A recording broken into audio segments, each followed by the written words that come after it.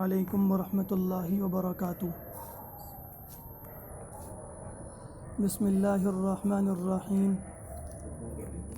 الحمد للہ کفا وسلام علی عبادہ الذین اصطفیٰ، اما بعد فاعوذ باللہ من الشیطان الرجیم، بسم اللہ الرحمن الرحیم۔ فاذکرونی اذکرکم واشکروا لی ولا تکفرون۔ صدق اللہ العظیم۔ بہت ہی عزت و احترام کے مستحق میرے بزرگوں، قابل قدر دینی اور ایمانی بھائیوں، سب سے پہلے اللہ کا شکر احسان ہے کہ اس نے مجھے اور آپ کو اتنی شاندار محفل میں بیٹھنے کی توفیق عطا فرمائی۔ قرآن کریم کی اس آیت کے اندر اللہ تبارک و تعالی نے ایک بات ارشاد فرمائی، فاذکرونی اذکرکم، کہ تم مجھے یاد کرو گے تو میں تمہیں یاد کروں گا۔ میں آپ حضرات کے سامنے اس وقت کوئی لمبی چوڑی بات کرنے نہیں آیا۔ اس آیت کریمہ کے علماء اکرام نے مختلف مفہوم بیان کی ہیں، مختلف مطلب بتائے ہیں۔ میں صرف انہی کا اس وقت تذکرہ کروں گا۔ پہلا مفہوم یہ بتاتے ہیں کہ اگر میں اور آپ اللہ تبارک و تعالی کو فرش پہ یاد کریں گے، اس زمین پہ رہ کر یاد کریں گے، تو اللہ تبارک و تعالی مجھے اور آپ کو عرش پہ یاد کریں گے۔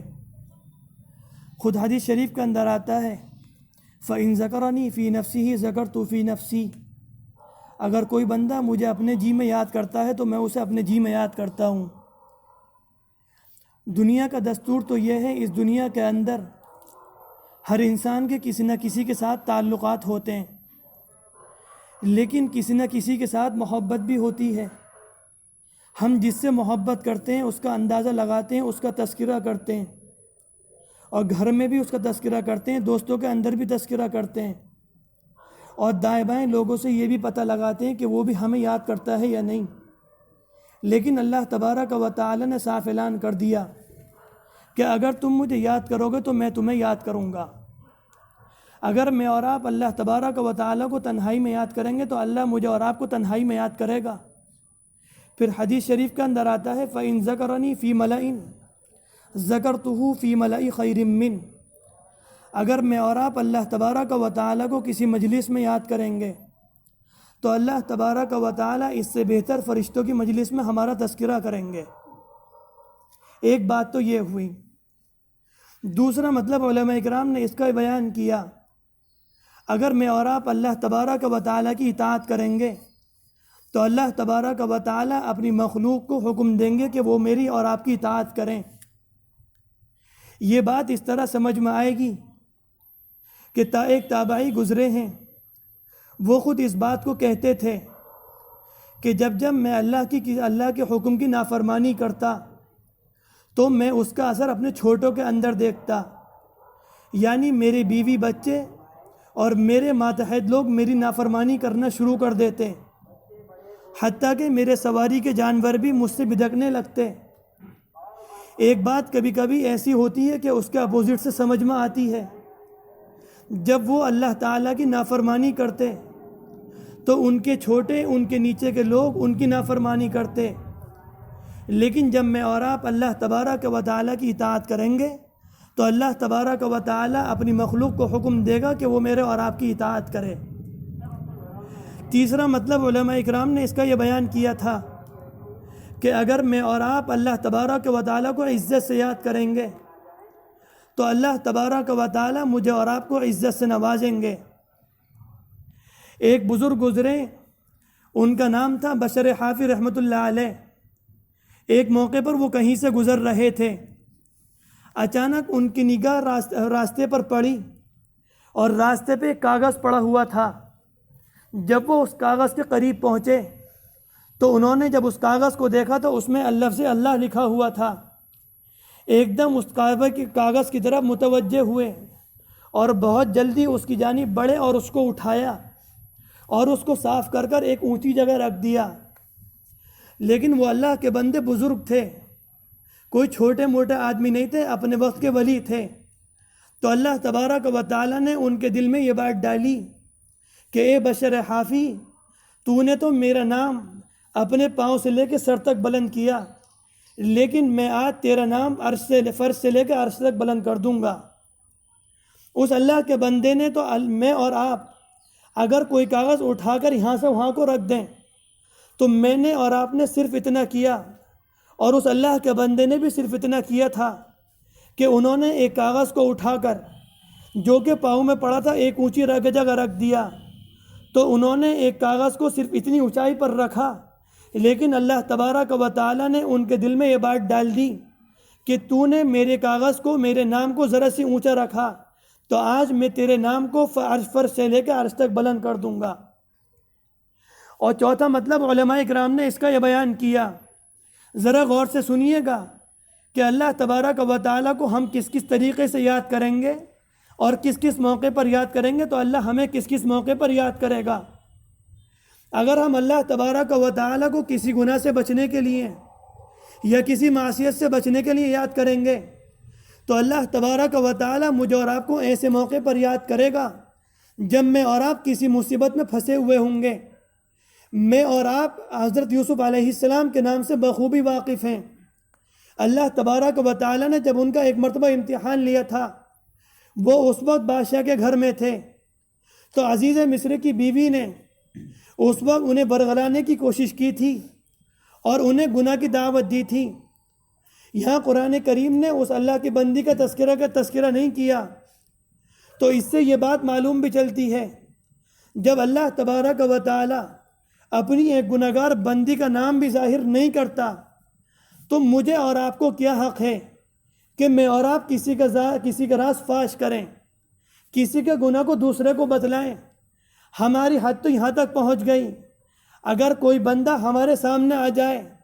اور ہمیں معلوم ہو کہ یہ جواری ہے، ہمیں معلوم ہو کہ یہ شرابی ہے،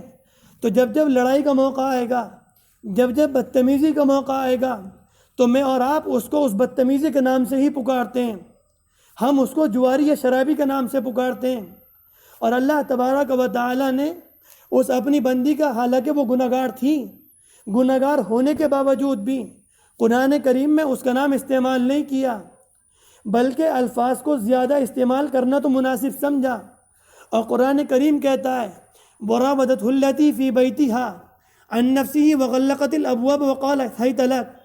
جب اس اللہ کی بندی نے اس اللہ کے بندے کو برگلانے کی کوشش کی جو اس کے گھر کے اندر تھا، اور یہ کہا وغلقت الابواب، اور دروازوں کو بند کر دیا، اس کے بعد گناہگاری کی دعوت دی، وقالت هيت لك کہ آ جاؤ، تو اس موقع پر یوسف علیہ السلام نے ایک جملہ کہا تھا قال معاذ اللہ، میں اللہ کی پناہ چاہتا ہوں۔ تو یوسف علیہ السلام نے اس موقع پر اللہ کو گناہ سے بچنے کے لیے اور معصیت سے بچنے کے لیے یاد کیا تھا، تو اللہ تبارک و تعالی نے ان ایسے موقع پر یاد کیا جس موقع پر وہ ایک مصیبت میں پھنسے ہوئے تھے، ان کو وہاں سے نکالا، اور تنہا نکالا نہیں بلکہ ان کو مصر کا بادشاہ بھی بنایا۔ پھر اس کا پانچواں مطلب علماء اکرام یہ بیان کرتے ہیں، اگر میں اور آپ اللہ تبارک و تعالیٰ کو راحت کے ساتھ یاد کریں گے، یعنی راحت کے موقع پر یاد کریں گے، تو اللہ مجھے اور آپ کو زحمت کے موقع پر یاد کرے گا۔ اسے اس طرح سمجھیں، اگر میں اور آپ اللہ کو خوشی کے موقع پر یاد کریں گے تو اللہ مجھے اور آپ کو غم کے موقع پر یاد کرے گا۔ جب گھر میں کوئی خوشی کا موقع آتا ہے تو میں اور آپ گھر میں جھاڑو لگانے والی جو ہوتی ہے ہم اس کو بھی راضی کرتے ہیں، گھر کی رشتہ داری جو ٹوٹی ہوئی ہوتی ہیں ان کے جوڑنے کی بھی کوشش کرتے ہیں، محلے میں جو لوگ ناراض ہوتے ہیں ان کی ناراضگی کو بھی دور کرنے کی کوشش کرتے ہیں۔ لیکن اس موقع پر، جس موقع پر سب کو راضی کیا جاتا ہے، میں اور آپ اس موقع پر اللہ اور اس کے رسول کو ناراض کر دیتے ہیں، یہ کوئی اچھی علامت نہیں۔ ایک چھٹا مفہوم علماء اکرام نے یہ بیان کیا تھا کہ اگر کوئی انسان اللہ تبارک و تعالیٰ کو معذرت کے ساتھ یاد کرے گا تو اللہ تبارک و تعالیٰ اسے مغفرت کے ساتھ یاد کریں گے۔ جس موقع پر یونس علیہ السلام اپنی قوم سے نکلے تھے اور کشتی کے اندر بیٹھے، کشتی ڈوبنے کے قریب آ گئی، اس موقع پر قرآن اندازی کی گئی، یونس علیہ السلام کا اس کے اندر نام نکلا، یونس علیہ السلام پانی کے اندر کود گئے، ایک مچھلی آئی اس نے نگل لیا، جب وہ مچھلی تہہ کے اندر پہنچی تو انہوں نے آوازیں سنی اور وہ آوازیں کلمہ طیبہ لا الہ الا اللہ کی تھیں۔ انہوں نے اس موقع پر اپنے رب سے بیان کیا کہ اے میرے اللہ یہ کیا ماجرا ہے، یہ کیا بات ہے، یہ آوازیں کیسی؟ تو اس موقع پر اللہ تبارک و تعالیٰ نے فرمایا تھا اے یونس، یہ سمندر کی تہ میں کنکریاں ہیں جو میری تسبیح بیان کر رہی ہیں۔ اور قرآن کریم تو یہاں تک کہتا ہے وَإِن مِّن شَيْءٍ إِلَّا يُسَبِّحُ بِحَمْدِهِ وَلَكِن لَّا تَفْقَهُونَ تَسْبِيحَهُمْ کہ دنیا کی ہر چیز تسبیح بیان کرتی ہے لیکن میں اور آپ ان تسبیح کو سمجھ نہیں سکتے۔ یہ پیڑ بھی اللہ کی تسبیح بیان کر رہا ہے جو میرے اور آپ کے بازو میں، لیکن میں اور آپ اس کو سمجھ نہیں سکتے۔ یہ در و دیوار، یہ آسمان اور یہ زمین، یہ مکانات سب اللہ کی تسبیح میں لگے ہوئے ہیں، لیکن قرآن کریم کہتا ہے وَلَكِن لَّا تَفْقَهُونَ تَسْبِيحَهُمْ تم لوگ ان کی تسبیح کو بیان نہیں کر سکتے، تم لوگ ان کی تسبیح کو سمجھ نہیں سکتے۔ تو اس موقع پر یونس علیہ السلام نے اللہ تبارک و تعالیٰ کو معذرت سے یاد کیا جب انہوں نے کنکریوں کو کلمہ پڑھتے ہوئے سنا تو ان کی لو اور ان کا تعلق اللہ سے اور مضبوط ہوا، ان کی لو اللہ کی جانب اور بڑھی، اور انہوں نے تیزی سے اللہ کو یاد کیا اور کہا لا الہ الا انت سبحانک انی کنت من الظالمین، اے میرے مالک آپ کی ذات پاک ہے، میں تو ظلم کرنے والوں میں سے ہوں۔ انہوں نے اس موقع پر اللہ کو معذرت سے یاد کیا تھا تو اللہ تبارک و تعالیٰ نے ان کو اس موقع پر مغفرت سے یاد کیا، ان کی مغفرت کی اور مچھلی کو حکم دیا کہ ان کو اگل دیا جائے۔ مچھلی نے ان کو اگل دیا اور صرف اگلا ہی نہیں بلکہ اللہ تبارک و تعالیٰ نے انہیں صحیح کر کے انہیں ان کی قوم کی طرف لٹایا اور انہیں وقت کا بادشاہ اور وقت کا نبی بنایا۔ آخری مطلب بیان کر دوں آپ سے، اللہ تبارک و تعالیٰ فرماتا ہے اگر تم مجھے اپنے بستروں پہ یاد کرو گے میں تمہیں تمہاری قبروں میں یاد کروں گا۔ دو جملوں کے اندر اس نے مجھے اور آپ کو زندگی کی حقیقت سمجھا دی کہ اگر تم مجھے یاد کرو گے میں تمہیں یاد کروں گا۔